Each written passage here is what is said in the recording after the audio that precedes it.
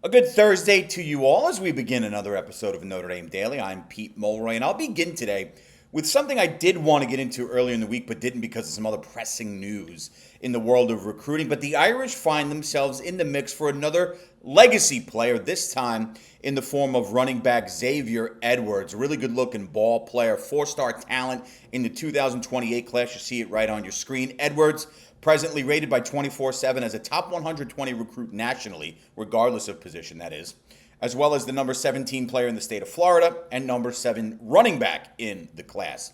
Son of former Notre Dame running back great Mark Edwards, who rushed for over 1,500 yards and 27 scores from 93 through 96 in South Bend, Xander earned an offer from Marcus Freeman's side over this past weekend.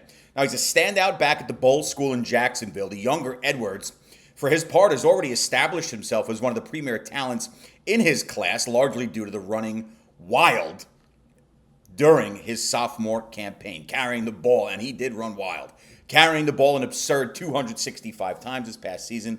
His second on the varsity squad, Edwards racked up nearly 2,700 yards rushing and an astounding 44 touchdowns. Those are video game type numbers. Active in the passing game, a bit more than he was his freshman year. Edwards hauled in 17 balls for 211 yards, and he saw that significant jump as a receiver. And just to showcase how impressive the production was from his frosh to soft campaigns, Edwards ran for over 500 yards on 78 carries during his first go-around with the Jacksonville school on the varsity team. Numbers that would be solid anywhere. But again, he more than quadrupled that during this most recent season, his second season on varsity, which is just absurd. When you make that big of a leap in production, particularly at a young age on the varsity level, you're a special talent. And with offers currently on the table from the Irish, Miami, Michigan, Ohio State, defending national champion Indiana, Georgia's in there, Florida, FSU, the home state schools, Wisconsin, and a slew of others, the country's taken quick notice of just how special Xander Edwards is. And from a Notre Dame perspective, this makes sense on a few fronts. First, the Irish have had great success, as we know, bringing players with both Notre Dame and NFL ties to the program. Jerome Bettis Jr., Bryce Young, Julius and Andre Jones, 27 and 28 commits respectively, are among those whose dads played in South Bend. Then you got kids like Devin Fitzgerald, their fathers, Elijah Burris, Thomas Davis Jr., James Flanagan, Kadon Finley also played in the National Football League. Second to that, the Irish have done an exceptional job in bringing top-flight talent to the Bend in recent time, including at the running back position. So it's only natural there'd be mutual interest here between Edwards and ND at this time. Look, early on, the Miami Hurricanes appear to have the inside track, but as we know, things evolve and change fairly quickly in the world of recruiting. And with a program legend in his father, the ties to South Bend could ultimately prove too strong for Xander Edwards to ignore. Of course, he's got to like the fit on a personal level, right? Because it boils down to him being the student athlete, and we'll certainly see that. But early on in this process with a 2028 recruit whose numbers are only going to go north from a rankings perspective, if you truly are interested and attached to those types of things, this young man's rating scales are just going to go higher. They're going to increase.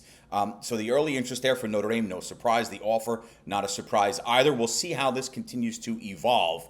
But it makes sense early on, even if the Hurricanes and Mario Cristobal seem to be leading the race, if you will. And in addition to keeping tabs on Edwards, the Irish have a couple of players they watch closely in the 27 class as that continues to roll along. And with a handful of college decisions to be announced in the coming days, Marcus Freeman and his staff are hoping to further pad what is presently a top 2 group in the country. They continue to do masterful work out there and really following what they did in the 26 class, a top 5 group, one of the best classes, probably the best class of Notre Dame program history. They're doing it again in 2027, and you'd like to really slam the door here. Roman Igwebuike, a good-looking 4-star linebacker who's been on ND radar for the past few weeks, originally set his decision date for July 11th, and while that is still on the table, it is possible that date could be moved up. After missing out, look, on five-star Caden Henderson, who committed to Texas A&M, Igwebuike would be an outstanding victory for a group that just continues to stack talent on both sides of the ball, including on that second level of the defense. Stud five-star offensive lineman Albert Simeon, along with 28 quarterback Neiman Lawrence, set to reveal their collegiate destinations tomorrow, June 26th. That's Friday. Simeon has been linked heavily to the Irish in recent days, though A&M, there they are again, and LSU remain involved. Simeon's visit in South Bend went incredibly well a few days back. So there's natural confidence the blue and gold will be able to reel in one of the top interior offensive linemen in the class. And for Lawrence, he's been a major target of Coach Gino Guidugli and the Irish for a while now. But the Texas Longhorns do sit as the perceived favorite for that really talented four-star quarterback in the 28 class. Nonetheless, again, both Simeon and Lawrence expected to make their respective decisions Friday. Perhaps the biggest player remaining on the board, however, at least for Notre Dame, is defensive lineman Braden Parks, who we've talked a lot about in recent days and weeks. Though he has not yet announced his commitment date, the belief remains that it's going to come soon, with Notre Dame right at the top of his list. Down to the Irish and the Oregon Ducks, two programs who can offer him solid paths to development and playing time. But Freeman's bunch still appear to hold that slight edge, which is good. You talk about a lot of these guys, Igwebuike, Simeon, even some of the other guys in the 28 class.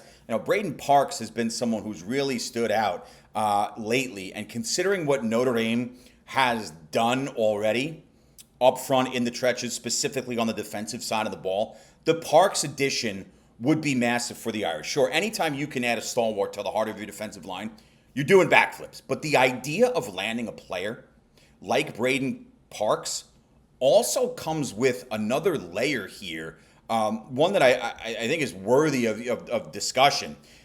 Earn the commitment, and Charlie Partridge will be presented with the opportunity to pair two of the top defensive linemen in the class together. Parks, of course, as we've talked about in the past, and you see it on your screen, is a training teammate of current Notre Dame defensive line commitment five-star David Folarancho. To this point in the cycle, Freeman, Ash, and Partridge have loaded up the D-line with some of the top players at their positions. Edge Abraham Cisse, one of the best players in the class, period. Folarancho, as we know, star in the making. Add in two more edges in Aiden O'Neal, Jackson Vaughn, Jersey kids, as well as defensive linemen in Richie Flanagan, Shagun Alexander, and you've got yourself perhaps the best collection of defensive linemen the 2027 class has to offer. Now, take it a step further. Combine the presence of Folarancho, who has the makeup to be an absolute star in the middle of Charlie Partridge's defensive line for years to come, with his training mate in Braden Parks. Should this situation materialize, folks, it simply doesn't get much better than that. The Irish have completely revamped the makeup of their defensive line with aggressive work in both the 26 and 27 recruiting classes. You go back and you think about what they did, Iwatani and Dunham stand out. And then you talk about what they did in the recent January transfer window. Tyon Gray, Francis Brew, going to be a starter. They know what they're doing. Go out and land Braden Parks in the coming days and weeks or whenever he announces, and you will have put together a class that will undeniably be viewed as one of the best, if not the single best, in the country for the 2027 cycle from top to bottom. Boxes checked all over, depth pieces all over, immense talent everywhere. It's impressive, beyond impressive, actually. And there's a damn good chance this happens. I mean, Braden Parks is as good as it comes. It's later in this cycle to this point, but considering the damage and the absolute masterclass Notre Dame has put on here, specifically up front, you add one more big piece to the puzzle here in Braden Parks. I mean, abundance of riches, but ones that you are going to be able to use consistently, reliably, rotationally for years to come. And that is massive, and it is something that you generally just don't see. And we will wrap today with our freshman focus, which brings us to five-star cornerback Khary Adams. Adams, quite simply, at least from my seat in the aisle, a future star.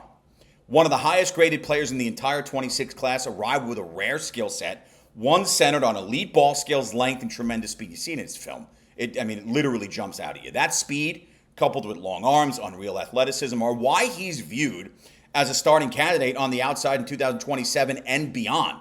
And despite undergoing surgery to repair a labrum tear during spring sessions, Adams will be ready to roll for summer and fall ball while giving the Irish a solid glimpse as to why they brought the 6'1", 180-pound Maryland native to South Bend.